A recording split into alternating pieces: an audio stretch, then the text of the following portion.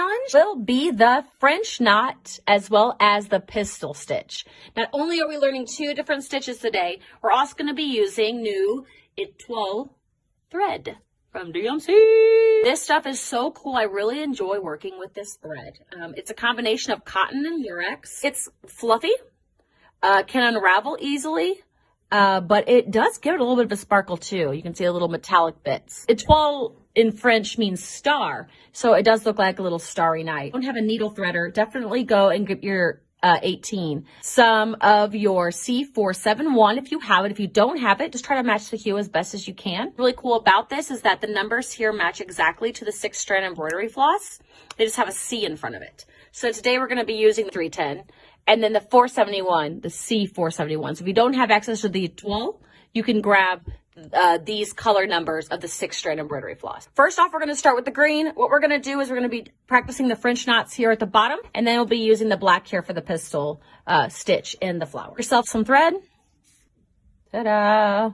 Something that's really important with the French knot is tension. And one cool way I have found to give yourself tension without having to worry about knotting before you stitch, cut a little bit of a longer piece. Let's pretend this is super long because I forgot to cut a longer one. This extra thread here to the screw and wrap it around a few times. This gives you that tension, kind of anchors that thread, see? So it's easier for you to do that French knot. You can knot your thread beforehand. Just be aware you may accidentally poke through your knot and have to start over. Now, just be aware this is a 2-handed stitch, okay? It's not like with stem stitch or anything where you can just kind of stitch with one hand and hold the hoop with the other. You will need both hands because you will need to be able to hold the needle, wrap the thread around the needle, and then hold this tension to create your knot. Okay, so what I like to do is I like to take my hoop and either rest it on my chest, so that way I can access both sides of the hoop pretty easy by holding my hand here with the hoop and then using this hand to do the knots. Or, whoops, I can put it on the edge of a table. So let's say this is the edge of a table, right? I can put my hoop right there on the edge of the table, use my non-dominant hand to rest on it to hold it steady. And then I can do my French knots, come up through the fabric, and I'm able then to do what I need to do to then go back into the fabric. Try those techniques if you're having a hard time, or get yourself an embroidery stand. Those are real fancy.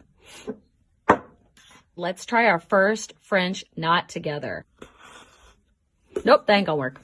Denied. All right, so come up through the fabric, take your needle, and rest it on the fabric. You point the needle towards where you came up. So you came up here, you point the needle this way. You won't point the needle this way, or you want to make sure it's resting and pointing towards where it came up. Drape it once, bring it to the back, twice, bring it to the back, and then you rotate the needle, making sure you hold some of that tension there on the knot. You take your needle, you're not going to go back into the hole that you had here. You're going to go right next to it. As soon as that needle goes back into the fabric, you're going to want to tighten up your thread. I like to do is a thing called make my needle dance. And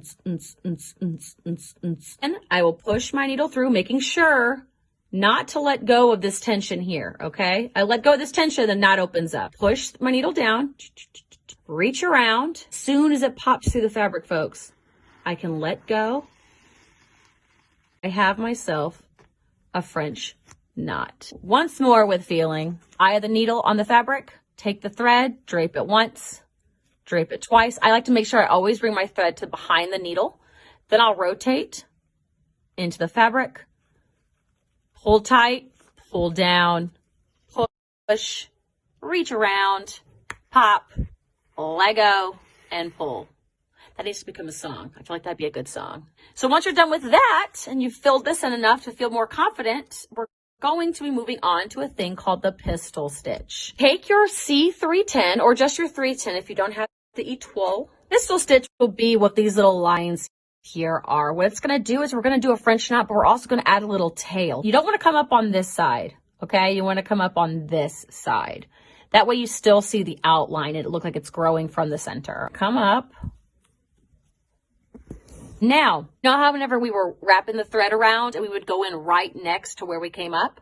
We're not going to do that with the Pistil Stitch. What we're going to do is we're going to come up here, do our French knot, but then go back down over here. So basically it gives you that line French knot all in one go. Quickly do my French knot once, twice. Then what I'll do is I'll figure out where I want it to go. We're going to go right there. have done ourselves a pistol stitch. What? A few more of this pistol stitch, okay? We're going to be wrapping around our needle twice and then making sure we figure out where we want it to go, okay? We go right here.